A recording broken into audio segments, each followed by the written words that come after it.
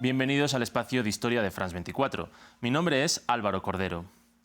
El asesinato el pasado 16 de septiembre de Mahsa Amini por la policía de la moral tras ser apaleada por no llevar correctamente puesto el velo ha desatado una fuerte ola de protestas que ha sacudido a Irán en el último mes. Las mujeres han liderado este movimiento contra las estrictas leyes que atentan a sus derechos más básicos. Una situación que no siempre fue así, pero que lleva dándose desde el año 1979, cuando triunfó la Revolución Islámica, e Irán se convirtió en una teocracia. En France 24 repasamos este momento de la historia. Durante las primeras 7 décadas del siglo XX, Irán estaba muy lejos de ser el país que es ahora. Esta nación era una monarquía que desde 1926 estaba regentada por la dinastía Pahlavi. Para los años previos a la revolución, su soberano era el Shah Mohammad Reza Pahlavi, una figura muy cercana a Estados Unidos que trató de realizar varias reformas en su país con el fin de occidentalizarlo. Los años del Shah se han caracterizado por la liberación de la economía iraní, la abolición del velo o la ampliación de los derechos de las mujeres durante sus gobiernos.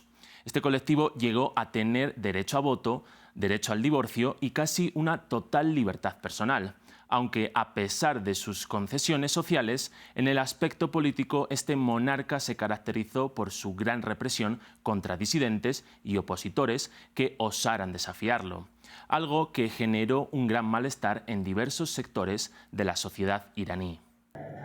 Los miles de detenidos y cientos de fallecidos hicieron que a finales de 1978 las protestas crecieran contra el monarca y su familia, a quien acusaban de liderar un régimen tirano y profundamente corrupto. Tras estas protestas había un crisol de personas a las que solamente les unía su rechazo total a la monarquía. Algunos de los opositores eran comunistas, otros eran estudiantes liberales de los entornos urbanos y, por último, también había fundamentalistas islámicos. La occidentalización que había liderado el Shah sentó muy mal al colectivo religioso, ultraconservador, que veía en ellas una amenaza a la forma de vida tradicional iraní. Durante las protestas, este grupo consiguió hacerse mayoritario y ganar cada vez más fuerza en torno a la figura de un gran líder, el ayatolá Jomeini. Estas eran sus palabras desde su exilio en París meses antes de tomar el poder.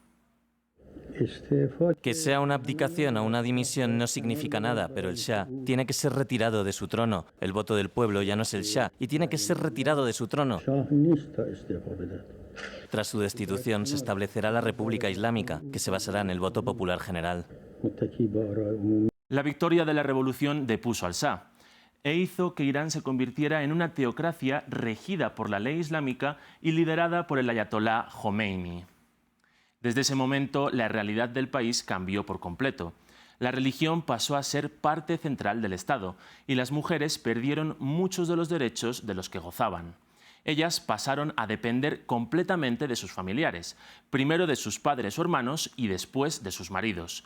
Perdieron el derecho al divorcio, se vieron sometidas a matrimonios forzados en algunas ocasiones y se vieron obligadas a llevar siempre el hijab en espacios públicos o a pedir permiso a los hombres para poder estudiar o viajar, algo que levantó mucha polémica. Algunas activistas de las mujeres defendían que estas medidas no eran parte del Islam y que la represión era simplemente una política exclusiva de los ayatolás. La idea de la mujer islámica es que el Islam dio derecho a las mujeres mucho antes de que las mujeres de Occidente tuvieran derechos. Derechos económicos, derechos de herencia. Sin embargo, este tipo de protestas no tuvo prácticamente ninguna repercusión.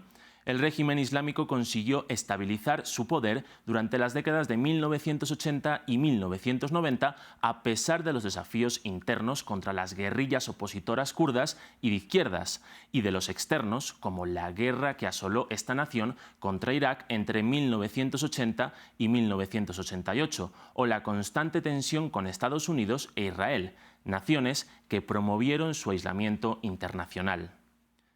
Durante estos más de 40 años de revolución islámica, los cambios en las normas que rigen a este sistema han sido realmente escasos, a pesar de que la sociedad iraní ha ido evolucionando poco a poco. Este cambio se siente especialmente entre las mujeres jóvenes, que han comenzado a llevar ropas más ajustadas de las que permite el régimen, han optado por maquillarse o permiten que se vea parte de su cabello cuando usan el velo. Gestos que son muy perseguidos por la policía de la moral, encargada de supervisar que en todo momento se cumpla con el estricto código de comportamiento y vestimenta impuesto por los ayatolás. Es en este contexto, sumado con el descontento general por la crisis económica, en el que el asesinato de Mahsa Amini ha provocado unas protestas tan fuertes contra el régimen de los ayatolás. Durante los últimos años han sido habituales las manifestaciones en Irán, pero tenían una índole mayoritariamente económica y estaban dirigidas contra el gobierno de turno y no contra el sistema. Cuando estas mujeres rechazan el uso del velo, están atacando a uno de los pilares ideológicos fundamentales de la República Islámica, y de ahí se puede entender la reacción violenta del régimen. Este movimiento tan fuerte por los derechos de las mujeres casi no tiene precedentes en los últimos 43 años y, aunque es algo muy significativo, no es fácil imaginar que pueda suponer cambios reales en Irán. En la actualidad rige un gobierno ultraconservador y parece complicado que un Estado que se ha caracterizado por la eliminación de toda disidencia y por su fortalecimiento armamentístico pueda ceder ante unas protestas civiles. Con esto concluimos. Gracias por compartir y comentar estas historias que las encuentran en los programas de France24.com.